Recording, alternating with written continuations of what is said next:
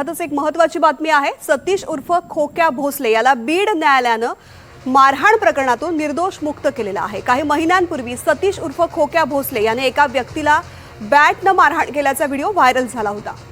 Video viral झाल्यानंतर त्याच्यावर Shirur Kasar police स्थानकात गुन्हा दाखल झाला होता। यानंतर त्याला छत्रपती संभाजीनगर इथल्या कारागृहात सुद्धा पाठवण्यात आलं। काल बीडच्या न्यायालयानं त्याची निर्दोष मुक्तता केली। आज तो कारागृहातून बाहेर आलाय।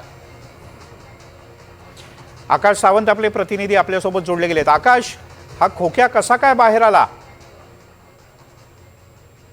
निश्चितच भाजप पदाधिकारी आणि आमदार सुरेश धस यांचा कार्यकर्ता अशी ओळख असलेला सतीश उर्फ खोक्या भोसले संदर्भात एक महत्वाची बातमी समोर आली आहे। बुलढाणा जिल्ह्यातील कैलास वाघ या तरुणाला बॅटने बेदम मारहाण केल्या प्रकरणात सतीश उर्फ खोक्या भोसले विरोधामध्ये शिरूर कासार पोलीस ठाण्यामध्ये गुन्हा दाखल करण्यात आला होता।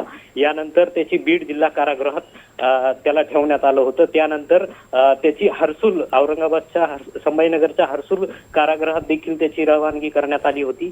त्यानंतर जे आहे ते आज बीड न्यायालयाने एक या संदर्भामध्ये मोठा निर्णय दिलाय, तो म्हणजे सतीश उर्फ खोक्या भोसले याची या प्रकरणातून निर्दोष मुक्तता करण्यात आली आहे।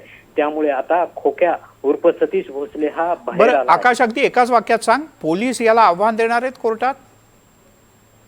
आता तरी सध्या तरी पोलिसांकडून या संदर्भात कुठलीही माहिती देण्यात आलेली नाहीये। ठीक आहे आकाश, तुर्तास धन्यवाद या माहितीबद्दल।